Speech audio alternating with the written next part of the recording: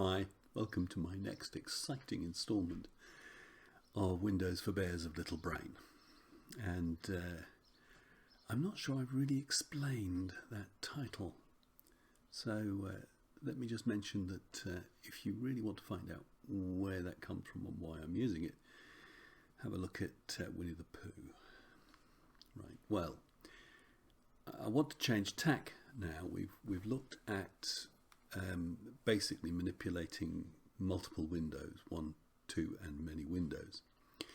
I want to take a look now at the Start menu, and a substantial amount of what I'm going to say, to begin with at least, will be aimed at those who are still yearning for Windows 7 and to try and present Windows 10 but in comparison with Windows 7, to try and explain how basically the Windows 7 features are there, and in fact a few more are added.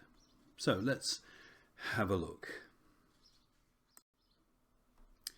So I want us to look at the whole Start menu, and really I hope I can show you how to make it even more usable, and certainly to use it.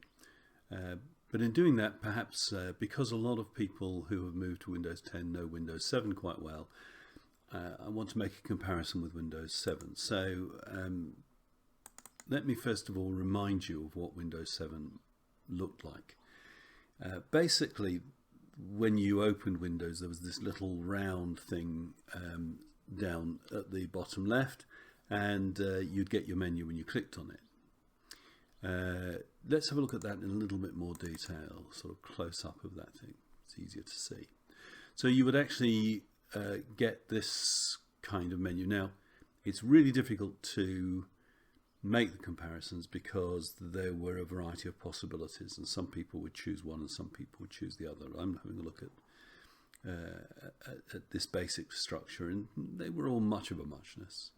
And basically, what you normally had as a default would be the most used programs here, or what Windows decided were the most used programs, on the left, with a kind of key elements on the right, so things like the control panel, documents, pictures, and then down the bottom you had this option to show all programs, which would show you the ones that aren't on the most used list. And in fact, if I click on the third picture that I've got here, you can actually see it now.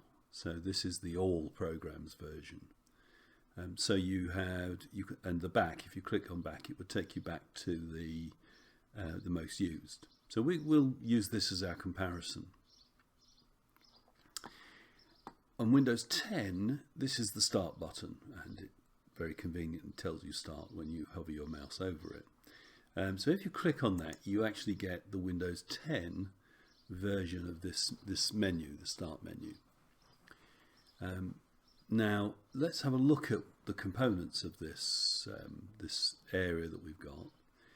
On the left, on the very left, you've got this this area which is really the Quick Start area, and it lists the things that it thinks are important, which in fact are some of the settings that you got on the right hand side on Windows 7, and there'll be a little bit more of that a little bit later on, but some of the key elements are here, and in order to get it, you kind of put your mouse there and hover it for a while, and it flips open a bit further.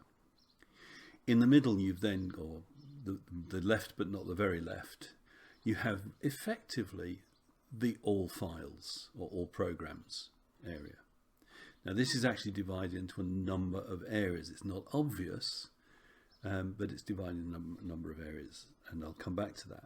But you have the third area, which is really new. This is the bit that's new, and this is the Start area. Not a little bit unsure as to what the right names are. Some people refer to this Quick Start area as simply the Start area, but I'm going to call this part the Quick Start area. This is the Start area, and we'll more of that anon. Let's come back to this middle area, the all programs, because actually it incorporates both. you can see here there's an area for recently added and then an area for most used. Now, both of those are Windows' perception of what is recently added and what is most used. Although in fact there are ways you can add to it, but I'm not so worried about that. But that's the equivalent of the first part of the menu in Windows 7. So if we clicked on back, we'd get essentially this section here. But the rest of it is the all programs, which is the bit that I'm showing at the moment. So actually already you've got everything that you find on the Windows 7 menu is here on the Windows 10. Slightly differently presented, and you know, we need to look at one or two things in particular. If we look first of all then at the quick start area, let's have a little bit more of a look at this area. Some of these documents is where by default all your word processing documents and other things will go. And if you don't change things, if you leave things as they default, then that's quite useful. More important are these last two. The power option, which in fact you had here, which is this shutdown button over in Windows 7, that's still there. Now, I should say, and I should have said this even with this list, one of the problems is that Windows 10 has gone through a variety of different formats. It's evolved. So if you're working with an older version of Windows 10, and that may include the enterprise version of Windows 10, then you may not see things quite like this. I think in the original version, as with Windows 7, it only had the recently added and most used on the screen, and you had to click on an all programs option to see this list. But the version that it seems to have settled down to now is this one where it's all on this one area here. So I'm going to work on the basis that you have got the view as it shows here. And the same was true of the power button. The power button has kind of moved around. It wasn't always visible. So again, you may have a version where it's not visible. I will explain that and talk about how you see it later on in the video. But in the current version it's there, and if you click on power you get all the same options as you've had on Windows 7. Disconnect would basically take you back to the login screen but without shutting down. Shutdown gives you a full shutdown, and restart actually does what it says on the tin. So it's quite important to know where these are. I know the first time I used Windows 8, I think it was, it took me about half an hour to work out how to shut the PC down. So that's that. The other important one is settings, and we are going to talk a little bit about that at some point. But if you click on settings, you get all the important Windows settings, and that's a whole video in itself. I'm not going to go through all of those in this video. Maybe that's something we can do another time. So that's the quick start area. Okay.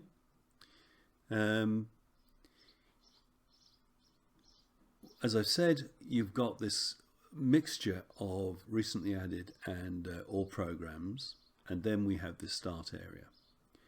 Now, what I want to do to begin with is actually look at tidying up the start area a bit more. So I'll close this for now at least, and we'll look at this startup area.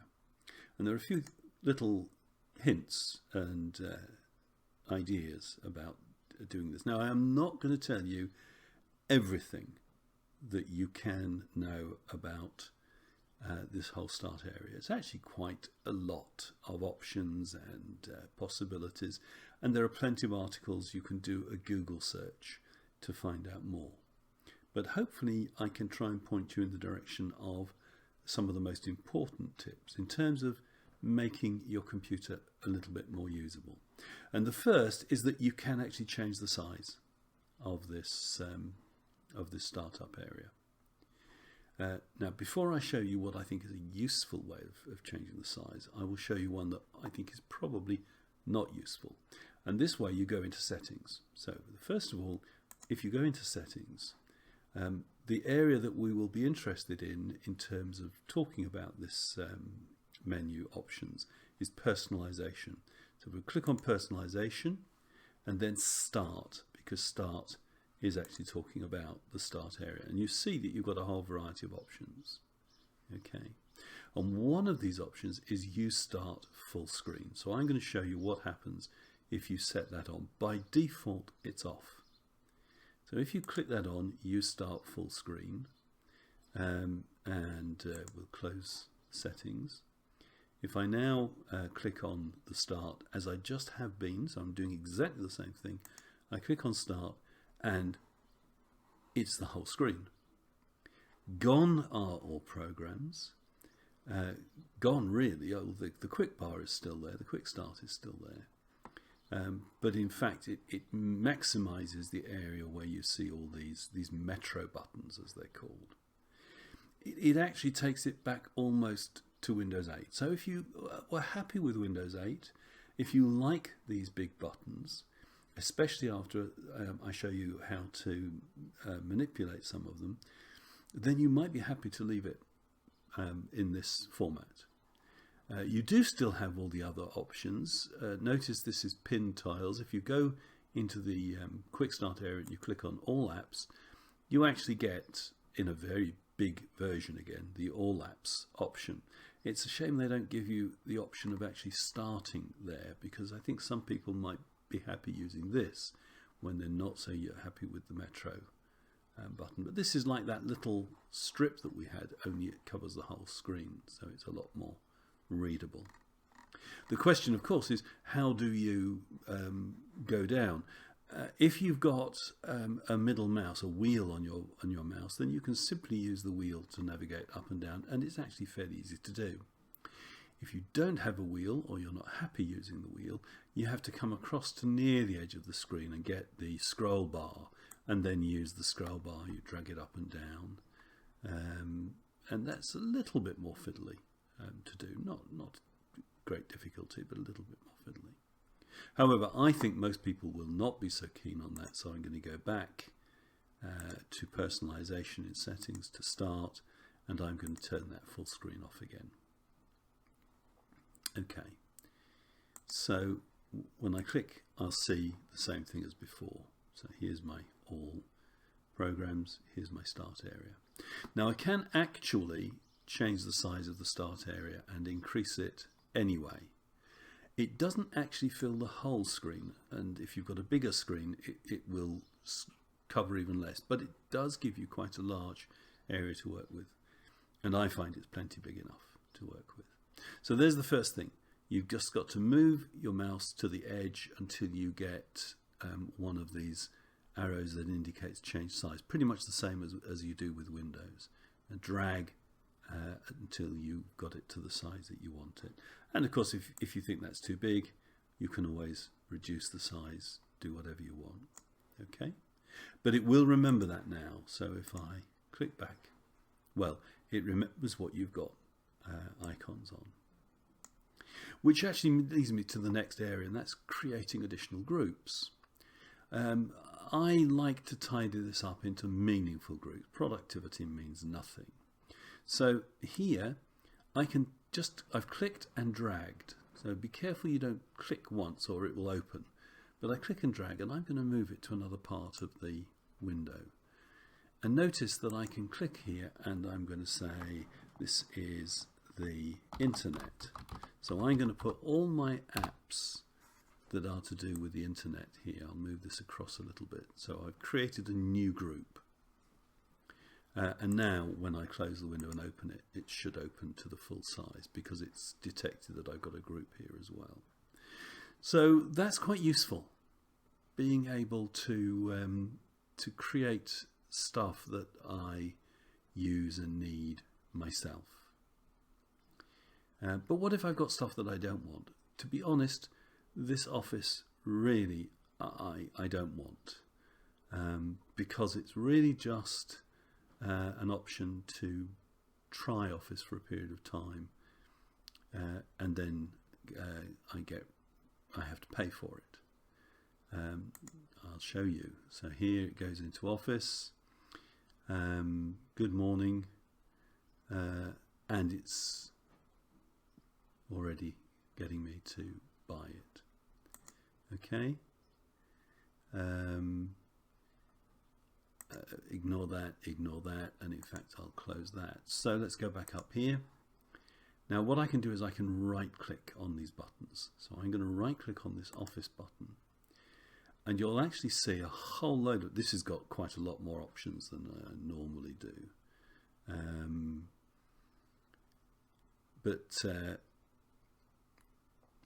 If I want to take this off the start, I can unpin from start. It's as simple as that. Notice that I also have the uninstall option, and this will actually remove it from your computer completely, but you do need to be sure that you don't want it. I'm not sure I don't want it. I'll leave it on the computer, but I don't want it on my start bar, so I'll unpin it from the start, and it's gone. And in fact, we'll unpin this as a folder. I'll explain more of that a little bit later, but we can unpin that from the start as well. So I can clear down all the stuff I don't need. I'm not into games. I'm going to uninstall this one because I just don't play them, so uninstalled. I don't want gardening, whatever it is it a game or is it gardening? Well, either way, I'll uninstall it, and so on. There are one or two that don't give you the option to uninstall, like this one. You can still unpin it, make sure it's not visible in your start area, but you can't actually uninstall it. So let's unpin it. So that's okay for removing stuff, but what about adding stuff? For example, I use the Acrobat Reader quite a bit. I'd like to have it on my start area. So if I right click on that, this right click is the all important. It's almost exactly the opposite. I've got the option to pin it to start. So there I am, and there it is. It's put it in a new area. I can give it a new group name, so we'll call it Office. So all my Office apps will go there. Okay. Photos I don't need, so I'm going to move this down here somewhere, but I won't bother naming it yet. But mail is productivity. I'm happy that that should stay there, and so on. So I can take them off this area by unpinning them. I can put them on this area by pinning them. Let me pin the calculator to start. Okay, and I think that's part of productivity. And in fact, in many of the applications, I can even completely uninstall them. But I can also change the size of these apps, and that actually means that I can kind of put a lot more on. Let me take this calculator, for example. If I right click on the calculator, and it's not responding at the moment, I don't know why the calculator is not responding.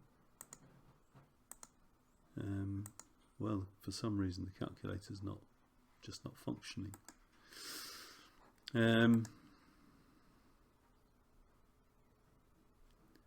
So if I unpin that from the start, I don't know why. I don't know what that was about. Let's see if it will function over here. Doesn't seem to like it over there. Okay, so that's a little bit of a bug I've never come across before. So we'll pin that to the start, we'll leave it there. But I can change the size. So if I right click again and I go to resize, you'll see that I've got these different options, and I can make a small. And because the icon is so distinctive, I know what it is. So I can make it quite small. Let's do the same with calendar.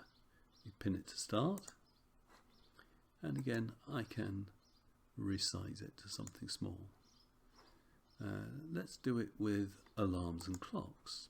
Pin to start, make it small, and because we're working in a kind of square, I'll put it over here, and you can see that you get the chance to put quite a lot of things that you use here on the start area. So you can make the start area do what you want, and you can start grouping them into things that are meaningful and give them titles.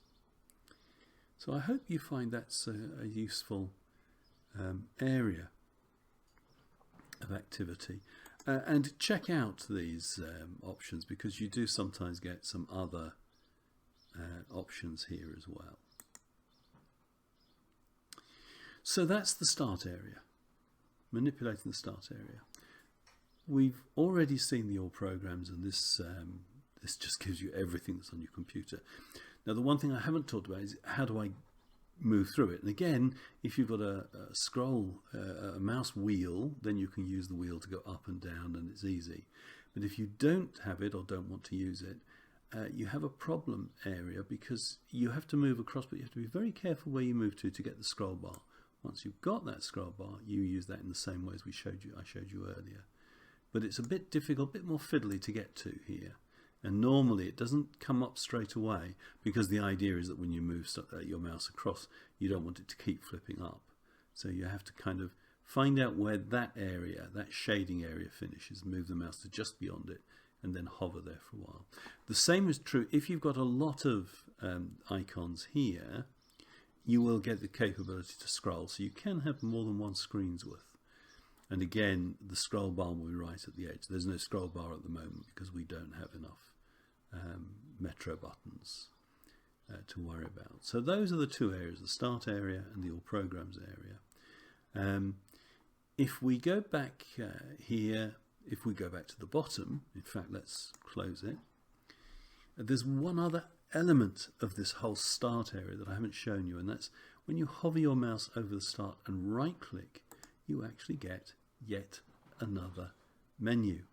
And this is a little like the right hand side of the old Windows 7.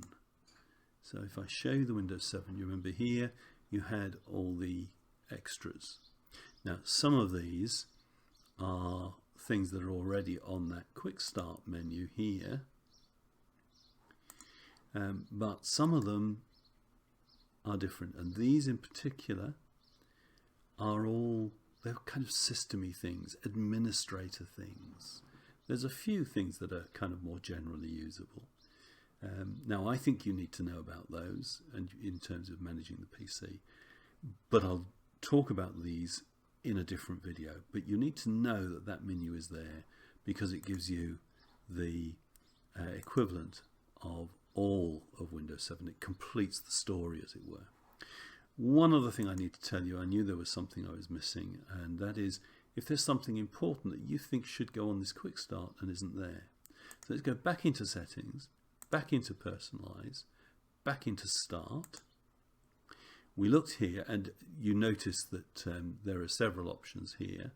Notice you can remove the recently added apps. You can remove the most used apps. So you can play around with it a little bit. But one of the options that's not obvious is this: choose which folders appear on start. So I'm going to click on that. And one of the options, if you're into music, for example, you might want the music to show, you might want the downloads to show. I actually like the File Explorer now. Part of the reason it's on there, not on there, is it's on this taskbar. But let's assume that yes, you want to see that, and you'll see that there's a few more things down here, okay, that you can put on. So I've put the File Explorer on. So if I now go down to the start area and I click on that, you will find that there's this extra option in the quick start that I didn't have originally. So you can actually add a few to the start area by clicking on settings, personalize, and then look on the start area. Start area here, and you get these options. You also have a little bit of help on using it as well.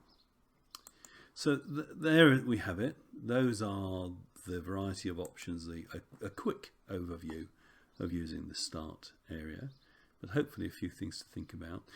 If you like some of what you saw and you want to know more, but it was all a bit too fast, or you need a bit more detail, then again you can do a search on Google. There are plenty of articles telling you how to make the most out of the start area. I will do a video looking a little more at one or two of these elements that we've talked about.